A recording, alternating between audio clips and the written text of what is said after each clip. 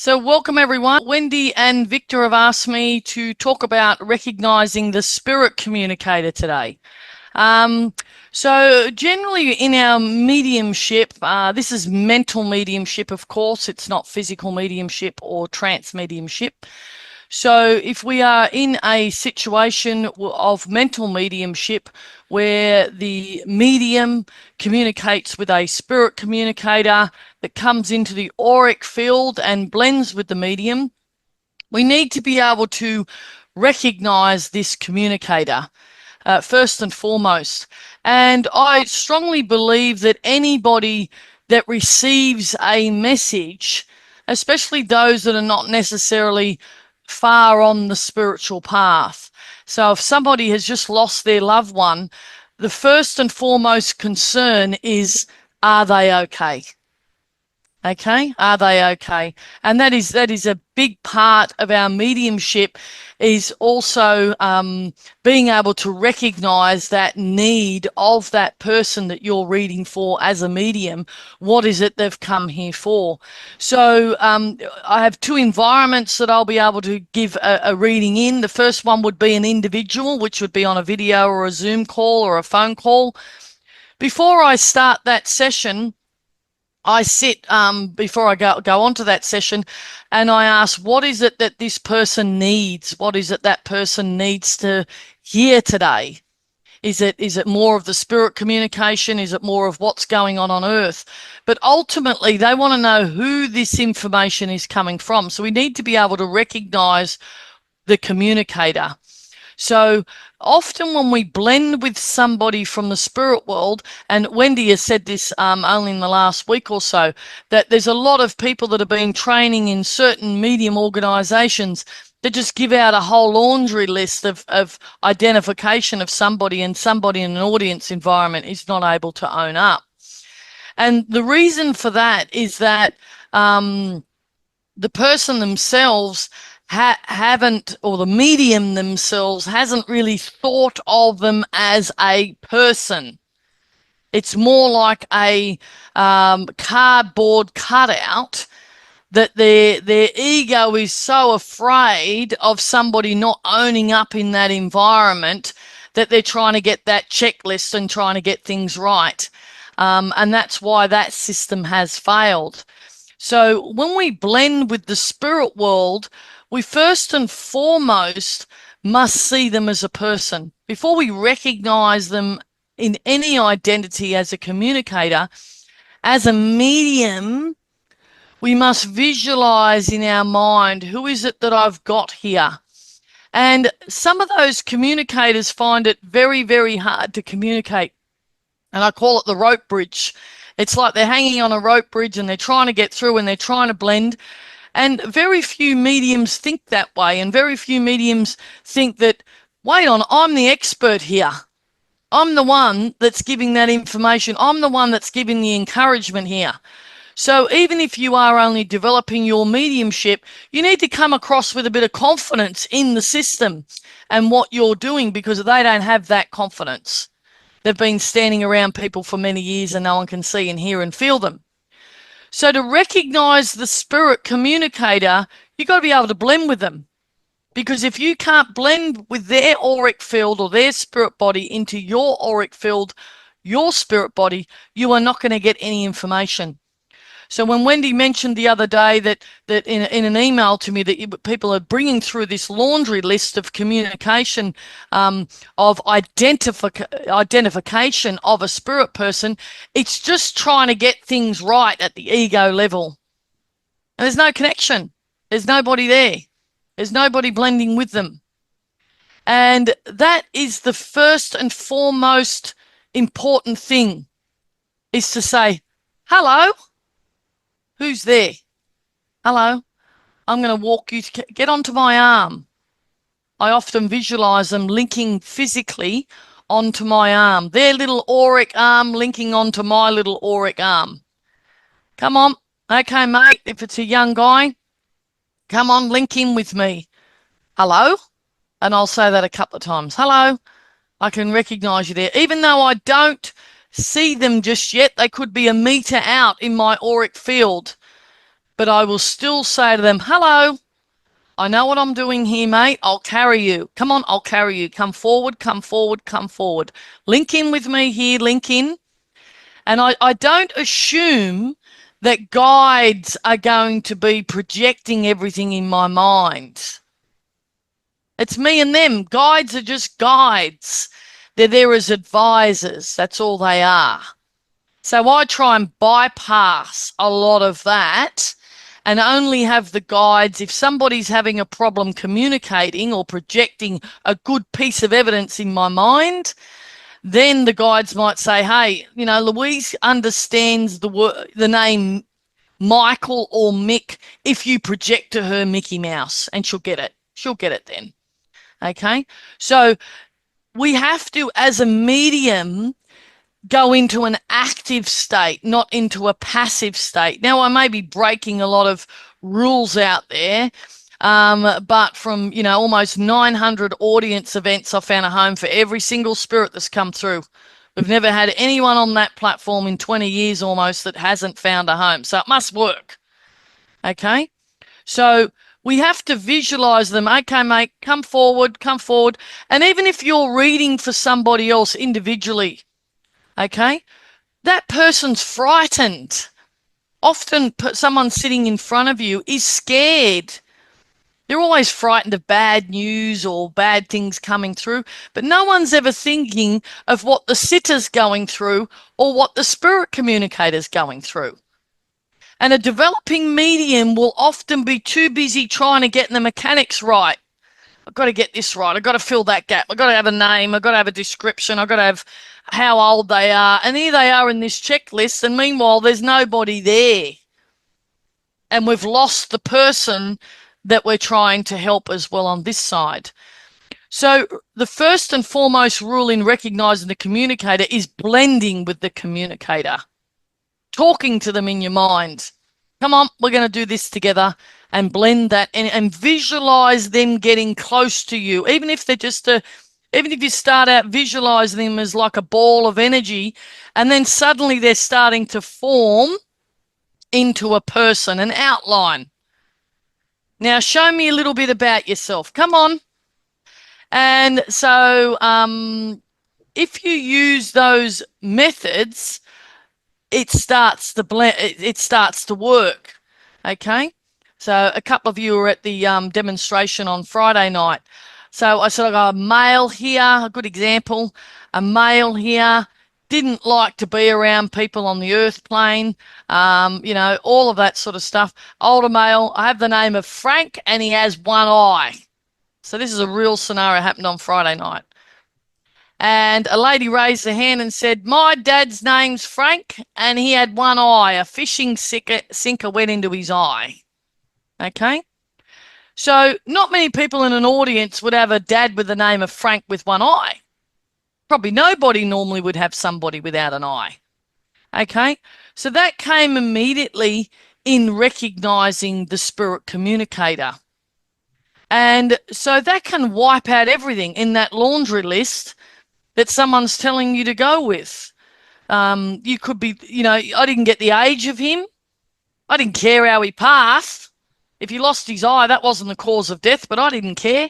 You could go through the whole cause of death, and lots of people die of heart attacks and cancer, but not many people walk around with one eye. So that is more evidence than cause of death. So I didn't give the age, didn't even give the relationship, didn't even give the relationship as being her father. Have a male here, but I really identified his personality. And I said, I won't go with you if this isn't his personality. And people may be shocked at that, because what if no one else owns up to Frank with one eye? Okay? But his personality fit. And his daughter said, yes, that's my dad. That was his personality down to a T. And so I describe his personality. And what that does is it makes Frank feel as though, she's got me.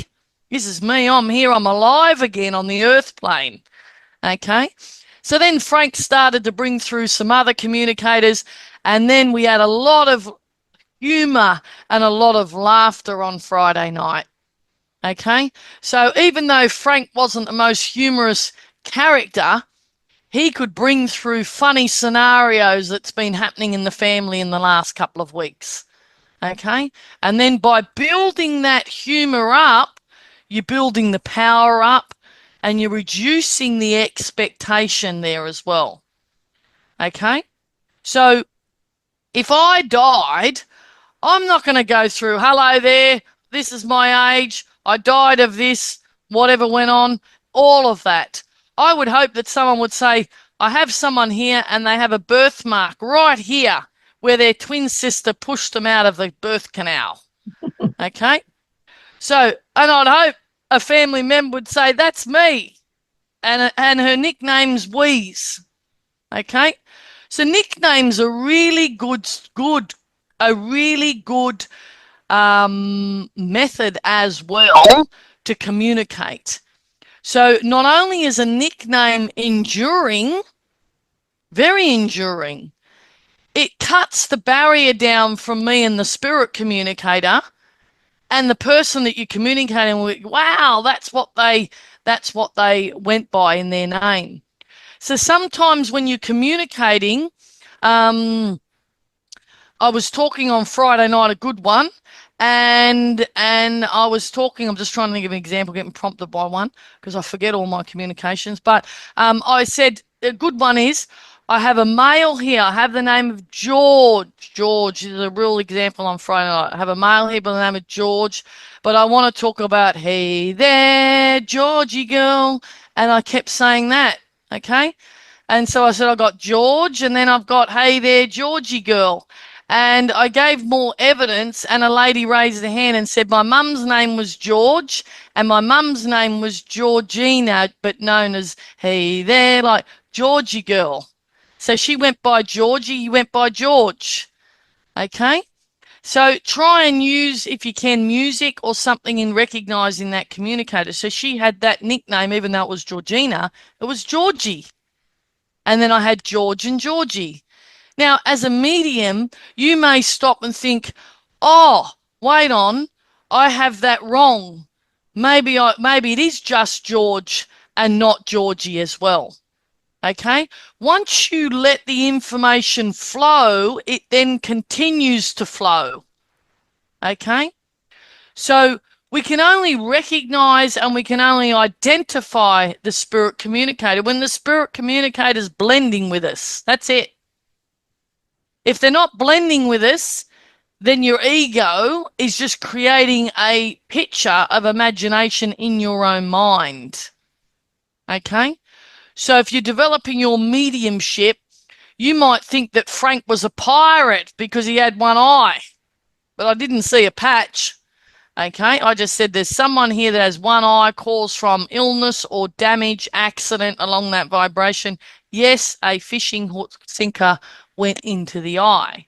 Okay, but if you're developing your mediumship, and this will happen to you, you will just create, your ego will come forward to the closest thing that your mind can recognize as one eye. And it could be a cartoon, one-eyed Jack, or a pirate, whatever you can associate with. Okay?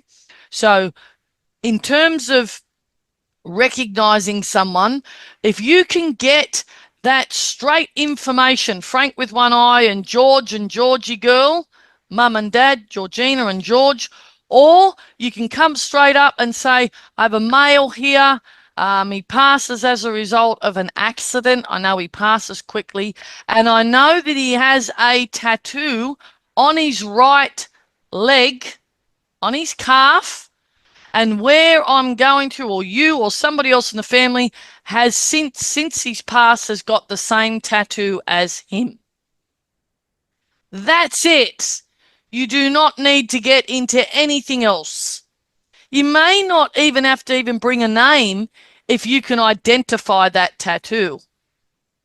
Okay? And it's a direct hit. It could be a tattoo of a hawk on a motorcycle. How many people would have a tattoo of a hawk on a motorcycle? Okay? So recognizing that communicator, we need to get straight to the point. Who are they? Once they blend, if we get a direct hit that is really an enduring identification of that person and something they were recognized at, it builds up their power as well. Okay?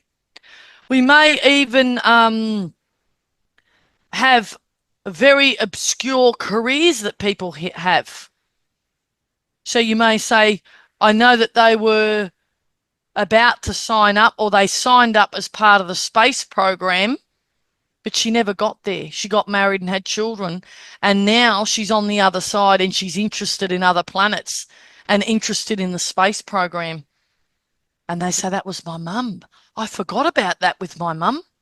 So sometimes you can bring through evidence of the spirit communicator that was before you were born. Now that's another level. So often when we bring through spirit communication, don't we want to recognize them as being someone who was young and vibrant once and had a life? If you were a child of that person, they had a life before you were born. And when we return to the spirit world, we go back to our youth. We go back to around 30 years of age. So if mum had you beyond 30 years of age, you may well be just bringing communication in her older years.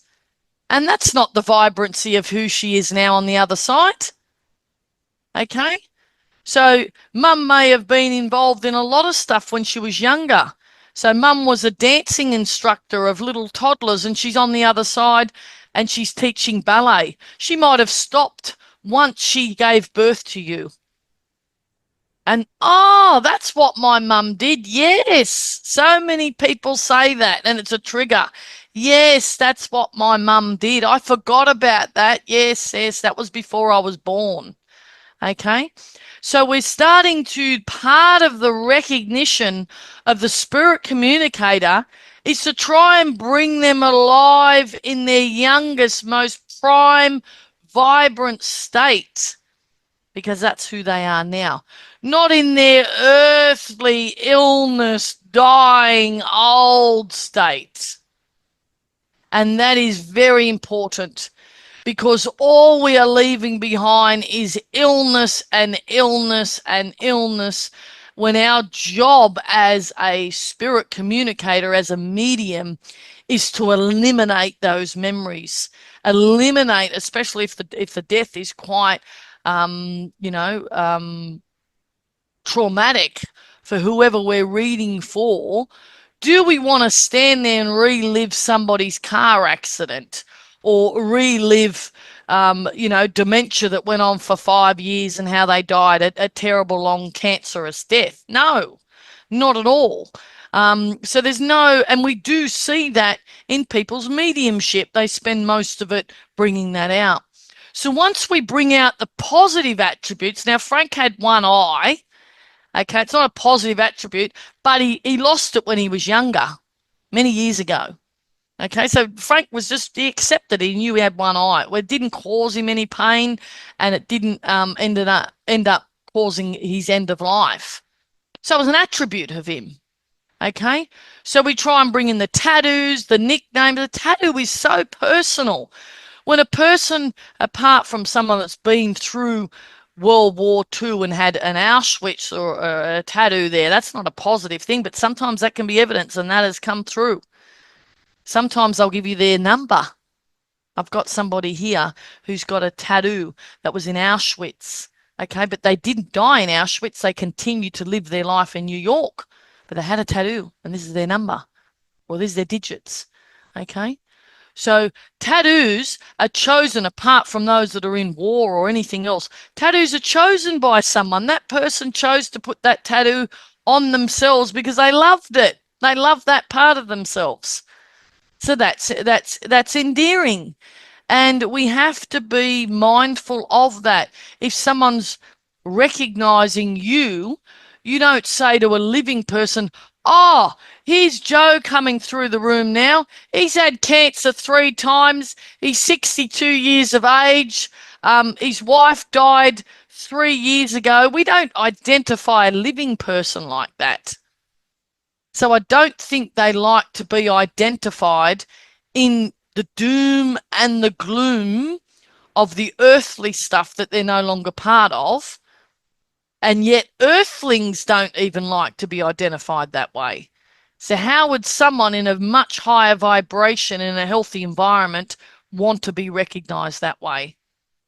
And so that's important. So if we can cut to the chase, build up their power, build our power, bring up some positive attributes of that particular person. Okay. My team are just prompting me now that if somebody passes in a motorbike accident, for instance, okay, this is a good example. I have had this, or I might say I've got a young man here and he passed in a motorbike accident, and I know that on his helmet he had this funny sticker. He loved his helmet. He put stickers all over it, and he had a sticker on his helmet.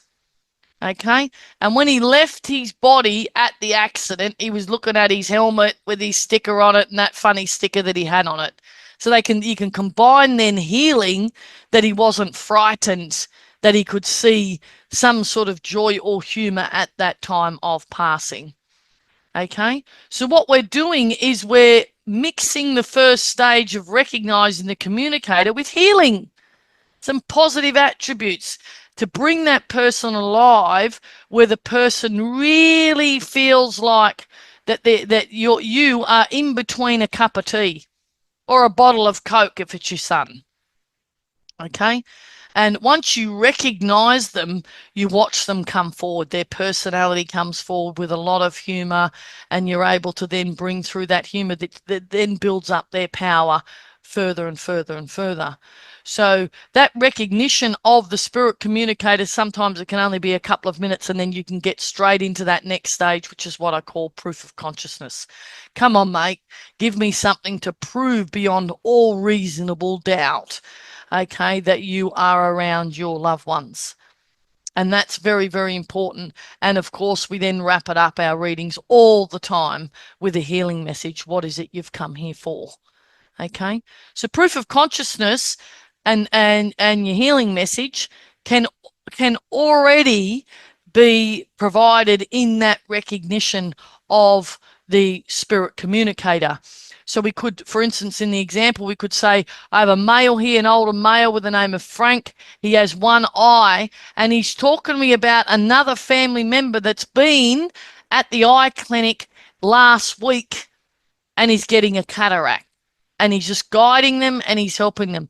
Yep, that's me. And somebody else in the family has a cataract, and they're getting that cleared and getting the film off there. So we've combined the healing message. We've recognized Frank with the one eye. We've then given a proof of consciousness that he's been around the family in the last week at the cataract clinic.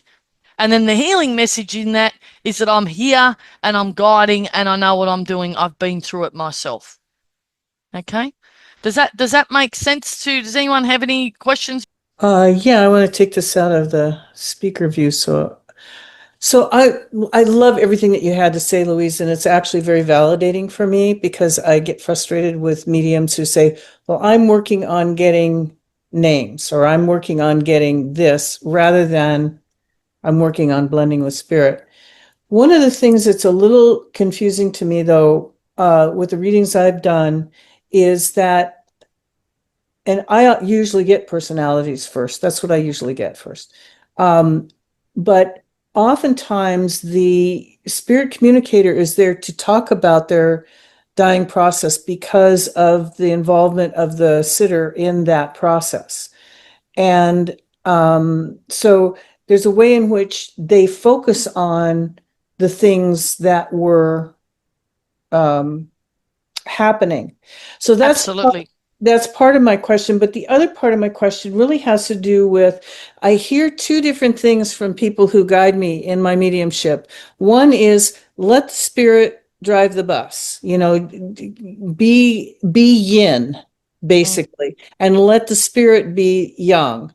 What I hear you saying is go for the spirit. And I find this confusing, because I find that I have to sit back, open everything, and be patiently waiting for that. I'm waiting for them to ring the doorbell, I want to say. Yeah, yeah. Or the evidence. And we have to be evidential. Everything we get, this is a good question. Eh, Even though I'm giving things that happened when they were younger, it's evidential. It can be validated.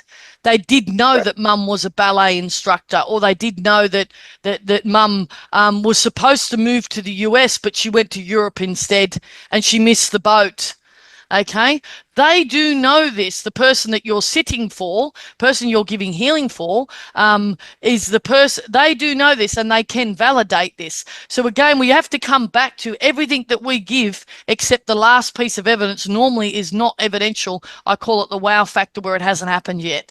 But apart from that, we're looking at every piece of evidence becoming evidential. And we do talk about the dying process. I bring that up. That's in our last healing part where we say, I knew you were there. I knew you were holding my hand, and I knew that you used the pink brush to brush my hair.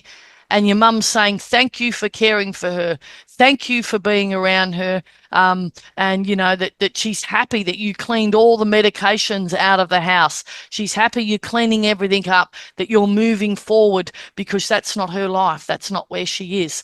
So we do talk about that process of dying, but we don't sit in it. We don't dwell in it too long, and we try and then bring in what mum's up to, you know. So, you know, we're able to then say, you know, mum is so glad that all of that has been removed because that's not your mum's life now.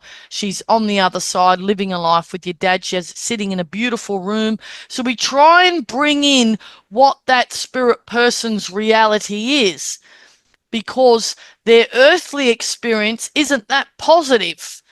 So we bring up that dying process and they had all the medications, but we don't get into the detail of what the medications were or anything else. That they're off it, they're living in a beautiful house with dad, and she finally got the lounge room and the piano that she always wanted and couldn't afford. Oh, yes, mum saved and saved and saved.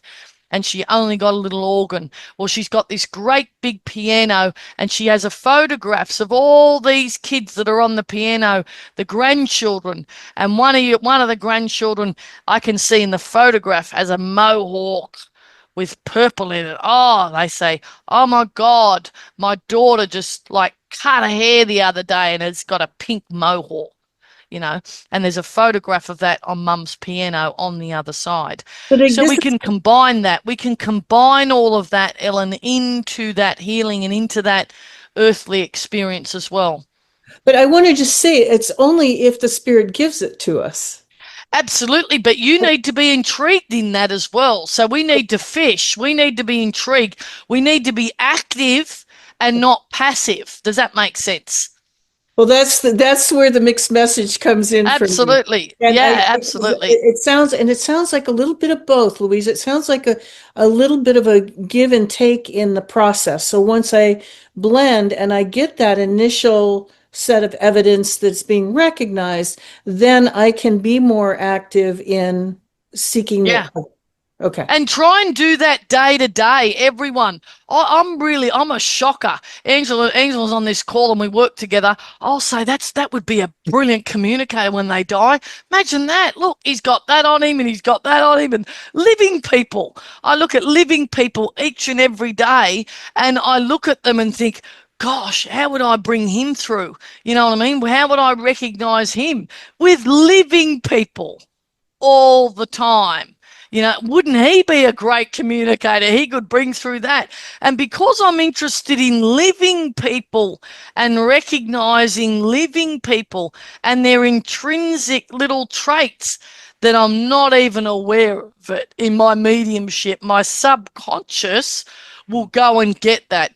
And Angela, you're on the call. You've seen me do this. Well, even the example of fish and chips in Norway, where you went off and you were talking to a guy who happened to be Australian in the up in the Arctic Circle. So within 15 minutes, you had all his details about his mum had passed, what was going on in the family. It was just incredible. And You Louise came back and couldn't believe it. You came Yeah. over and said, "What's going on?" This guy offloaded all of his life, and Yeah. she said, "I have never seen that in anyone that offload." Yeah. But because I was genuinely interested, he was there on his own. I said, "How you going?" He said, "No." He came up to me. He came up to me and heard my Australian accent, and he said, "I'm Australian, but I've lived in Norway for so many years." And he's talking about his mum and how family members have passed away, and he misses home. And Angela came over and said, "Oh my God, I don't know how you got all that in 15 minutes." Because I'm interested. I said, "Hey, mate, that's not really good at all." And putting your hand on people's shoulder. So this is with the living as well. I'm not talking about just in mediumship. People will feel comfortable around you. So that's important. People have to feel. He blended with me. I didn't go to him. He came straight up to me. He heard my Australian accent, and he must have felt comfortable. And he offloaded all of his life and his problems in 15 minutes. And then he left. And Angela just couldn't believe everything in 15 minutes of what I'd given, what I'd helped him and healed him. And so we have to be doing this in the living. We have to be doing this in the living, and we have to be genuinely interested in people. So when we're genuinely interested in people, people blend with us. So he heard my voice, but then he wanted to come, and then all of a sudden he's standing right next to me. I've got my hand on his shoulder, and I say, "It must be hard losing family members across the other side of the world." And he said, "It is." So while I'm talking to him, he's blending with me because I've got my hand on his shoulder, and he's feeling comfortable. And then he starts offloading. Okay, so we have to do it with the living. We have to do it with the living, and this is a valid question that Ellen brought up. We have to be genuinely interested in people. Okay, so I was at the hospital looking after a family member the other day. In our siblings chat, I put in there the nurse's name, where she comes from, what country she comes from, all of this, everything about the nurse that's on shift today. Because I say, "How are you? How's your day? Where do you come from? Your English is good." And I know everything about that nurse on shift. And I don't even realize I'm doing it because I'm interested in them. And they're doing service and they're helping a family member get through their day. And I said to them, "You're going to have a good day." And I said to the family member, "You're going to have a good day too." So when we become interested in that, in people, and then if we can't be interested in people on this side, we can't be interested in people on that side. It won't work. Now, what happened on Friday night was something fascinating. I was communicating with someone at the back of the audience doing a reading. I said, "I've got this cat. He's in a tuxedo," right? So I said, "I've got this cat. He's in a tuxedo and he looks just like Garfield." Right. So I brought through his personality, and he was so in the middle of a reading, I stop and say, "Well, this cat's come in. He looks like Garfield. He's got a top hat. He's got like a suit on, a little tuxedo." And I said, I want to bring forward his personality. Is that okay with you? And I know that you want to hear from your relatives, but this cat is out of control. He was full of life, and he's involved in these acting classes on the other stage, on the other side, and he's on the stage. And she said, "That's my cat, and he has his own Instagram page right up until he died."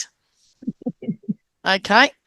And so this cat, I know that Jen was there and Angela was there. This cat really dominated probably 50% of the reading. Okay. And this cat was saying, "Mum's doing this and Mum's doing that and Mum's doing that." And all of the relatives were around, but the cat took the whole second half of the reading. So full of personality. He had the whole audience entertained. He was such a funny, funny cat. But in life, he was entertaining. Apparently, he had his own Instagram page, and he had everybody entertained on Instagram before he died.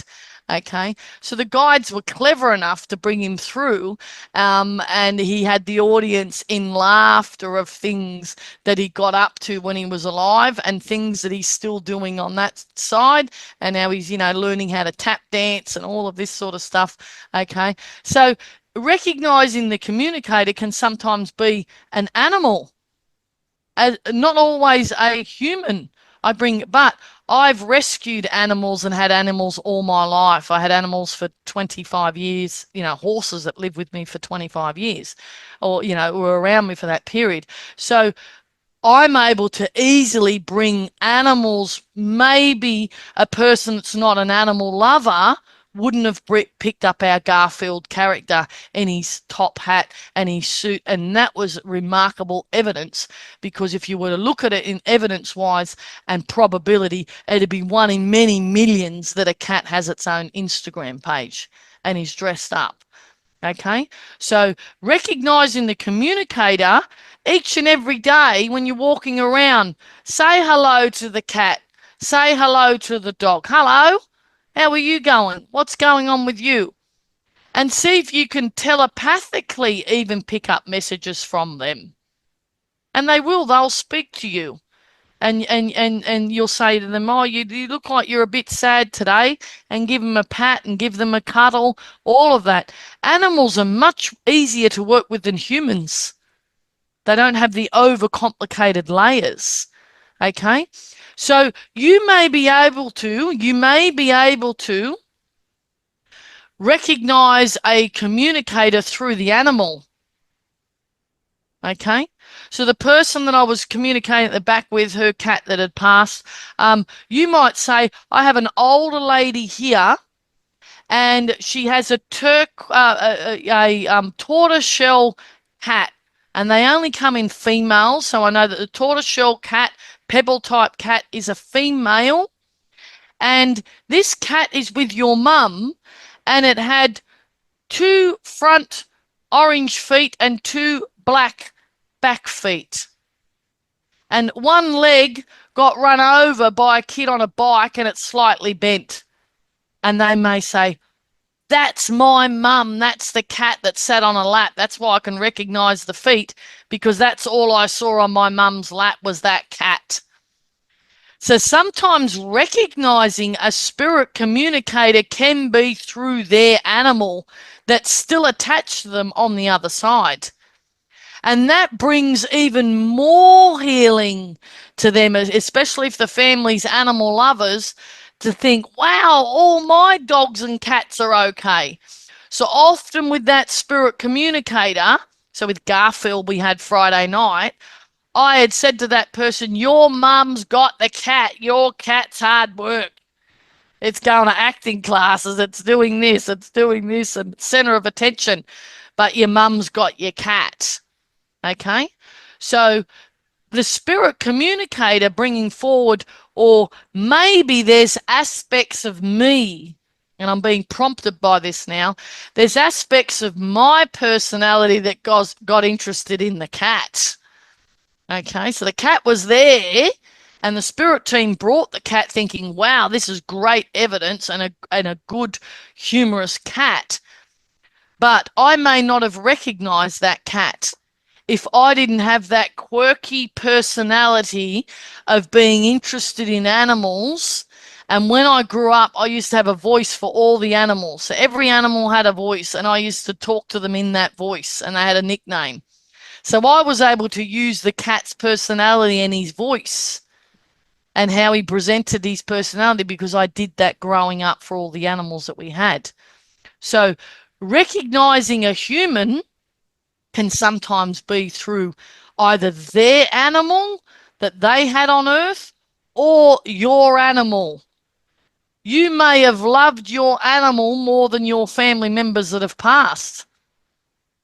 So you may have lost your dog that was like your child, and even though you love your mum, and this is a bridging in healing. So your mum's just passed, and you and your mum never got along. I do this a lot in my readings.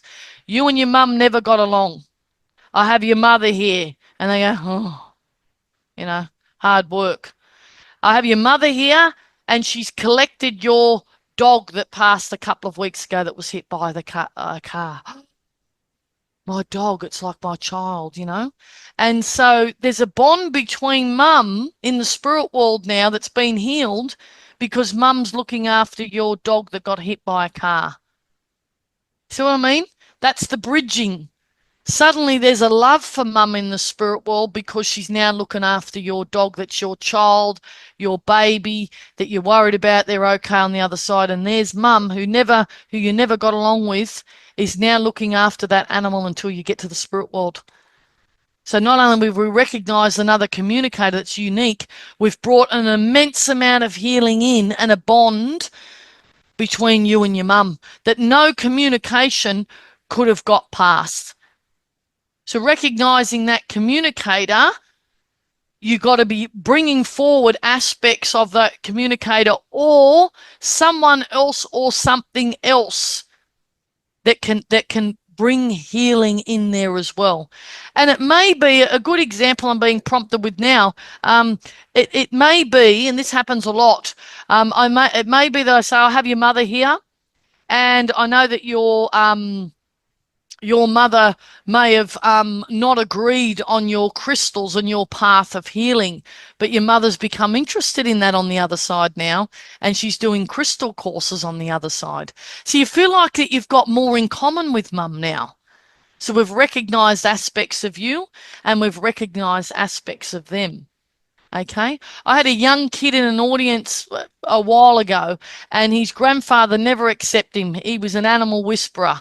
And I said, I've got your grandfather here. The daughter was there, and the young kid was in the audience. And I said, he's apologizing. He never accepted you for your your animal whispering, your love of animals. And I said, he's got the parrot now. He's got your parrot. And this parrot was with his grandfather in the spirit world. And he sort of felt like his grandfather loved him because for the first time his grandfather had the parrot, and his grandfather had no time for this parrot at all when he was on earth, and he used to pick on his grandson for having all the time for all the animals and the parrot. So it's important that we can use that, try and bring that in for healing. Our job as a medium is to heal. So look for things around you in your energetic field that can bring in and heal and bring humor and bring joy. Because ultimately, when we read for someone, we need to be leaving that sitter with a lot more joy in their hearts and the communicator than what they had when they encountered us in the first place. So when we have that viewpoint of healing, then we can bring in a lot of joy, we can bring in a lot of humor, and then our mind is expanded to bring up the Instagram cat, to bring in Garfield in his little top hat suit. Okay? But if we're too busy, as Wendy says, looking for the laundry list, we're there, we're not even thinking of the spirit communicator. I need a name. Imagine someone saying, I need a name from you. I need how you passed. It's like they'll be like, that wasn't me. That was my earthly life. I don't want to talk about that. And if we keep going on to them about that, they might still be in healing or still be in transition. They may have only died 2 weeks ago and they're in the transitory area for 3 months. They're not ready to talk about their death. They're not ready to get into all of that. And we're hitting them with questions. How did you die? Give me information. And we're getting into the details of their death. Meanwhile, they're still in transition, getting counseling on that. Okay? So that should be scrapped. As in some places, especially in England, there's all these checklists, but they might not want to talk about it. And you're going to be shocked at this, that there's no time on the other side. And so often, I even know earthly people, when I ask them, how old are you? Older people have to think about it. Older people have to think about how old they are. I'm not talking about people with dementia. I'm talking about, I'm only in my early 50s now, and I have to stop and think, am I 50 or 51? Okay? So the spirit person being in a world of no time has probably forgotten their age when they passed, because they're around 30 now and they really don't care. Okay, so that is very important. So that if you're pushing and saying, I want your age and I want how you pass, if they're an older person that's just past of dementia and confusion, they might not know the answers to that question. And then they pull out of the energy field of the medium and think, this is too much for me, I'm not ready. Does that make sense? Instead of saying, okay, show me, not tell me, show me a little bit about yourself. And often when someone's just passed, the first thing they do in the transitory area is get them involved in things they enjoyed. Okay? So we try and say, I have a lady here, she would knit, she broke the record and she knitted 16 patches a day, and no one else in the CWA Country Women's Association has broken that record since. 16 patches a day she did. And the person said, that was my mum in her prime. Okay? So we need to be recognizing the communicator for their personality, what they're involved with on this side, which then transfers onto that side. And maybe they have changed those attributes, that mum had a little organ because she couldn't afford it, or the little synthesizer that's gone to the grandchild, but now she's got the grand piano, and now she's being part of a concert on the other side for people that make their way over. Okay, so we also want to bring in recognizing that communicator aspects of themselves that they never got the chance to pursue at their full potential, yet they had an interest in it on Earth. Okay, and there's so many things about people that we need to be interested, get involved. So in the next month or two, if you want to develop your mediumship, get amongst the people. Be amongst the people. Look at a shopping centre and look at a person and think, what's an aspect of that person? Or if you get to talk about them, okay, often people will offload when you just meet them. Oh, I love doing this. I love doing that. Or I'm here today because I'm really interested in this. Okay. Or a good one is also, I've got someone here that's really interested in UFOs and galaxies and stars. Oh, yes, they were an astrologer, they had crystals everywhere, or whatever it is. Okay?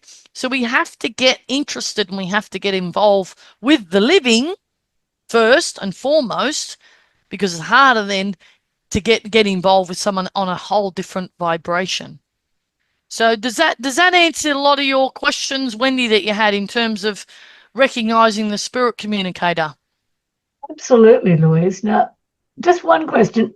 Do you actually ask the spirit for specific prompts, like, what are you doing now on the other side? Or do you ask? Yeah, absolutely. Absolutely. So But generally that flows. Yes. So I never go out to an audience without a name. I won't do that. That's just how I work. So I always need a name. So I wait for that. And this might shock you. Sometimes I wait and people don't like pauses. So if you're doing an individual reading or you're passing on a message, I'll just say, hey, look, they're building up their power. I've asked them a question. So this is okay for you to do. I've asked them a question, what they're up to on the other side, or I've asked them for a name, and they're just building up that power, and I'm just waiting for that. So while they're building up that power, this is a good question. While they're building up that power, I'm going to start to just relay to you what I see in them. I can see him standing. He has a walking stick. And as we start to describe them and build that power, then boom, I'll get a name, or boom, I'll get what they're up to on the other side. So we have to keep that flow of that energy going there, because there can be a pause, Wendy. When we ask them a question, they can sometimes panic. Oh, how do I show her that? So then they're having a conversation with the guides. How do I show Louise that on the other side here, I'm still knitting all these blankets for people that go over? How do I show her that? And the guides will say, show her the two knitting things and a little patch. Okay? But they're having a conversation with the guides trying to work that all out. So that, and the guides will say, this is the best way for you to show Louise. Or sometimes they might not ask the guides and they'll project, and then I'll have to try and work that out. So it just depends on how much energy they've got as well, Wendy. But what we need to do is what builds their power up and their ability to continue to project is our interest in them. Okay? So we can ask them questions. Sometimes it'll come, or sometimes if they're so well blended in your energy field as the medium, often I will say to the person, look, there's going to be less of me, more of them. There's going to be less of me, more of them. So I'm going to stand back, and maybe my mannerisms will change. Maybe the way I speak will change. And I'm going to let them blend and come completely forward. Are you comfortable with that? Some people are very uncomfortable with that. And suddenly I may be standing like Dad and acting like Dad. And that is the greatest gift you can give. If you can walk up to someone or give someone their hand and say, "This is your dad," and then they give that handshake, or a special handshake they used to have together. Okay, so sometimes it can be an action thing. Sometimes it can be the medium speaking not in a full trance state, in a lighter, altered state, and allowing them to blend forward and allow their language or the type of words to come forward. And they'll often say, "That's what my dad always said," or "my mum," or "my brother," or "my son. He always used that word." He might say, "Get out of here." Suddenly I'll be doing a reading and I'll go, "Get out of here." And they'll go, "Oh my God, that's how my son spoke. He always said, 'Get out of here.'" And that's not me. That's not my words. And I'll say, "That's not my words. That's his words." And that simply just means, and I'll explain to the person, we've got a good blend today, that there's less of me, more of him. Okay? Or I might just start scratching the top of the head, and he had that mannerism. Okay?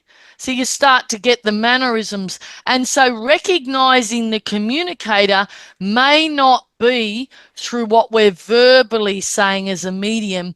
It can just simply be the way we stand, the way we talk, the way we touch our head. I might just sit like that in a reading, and that is just not me. I'll sit there like that, and someone will say, "Oh my God, that's how my dad sat with his two fingers like that in the reading." Okay? So the recognition of the communicator can be how we act, because we've got such a good blend, we're not even aware of it, that there's less of the medium and more of the spirit communicator. So we do ask questions, but you'll get to a certain state where it's no longer you, it's less of you and more of them. Okay? And they're completely forward, and they can come through and just project of what they've got. Mannerisms are powerful. Sometimes you don't even have to give any other evidence, but you do. But sometimes just the way you stand and the way you act. Okay? So my mum had a habit of swirling her hair like this, just continuously. That's all. And she used to move her tongue. If there was a medium doing that, I'd know it was my mum, because it's a recognition trait that she had a habit. And everybody has their own habits. The habits can be an aspect of our spirit communication as well, and recognition of the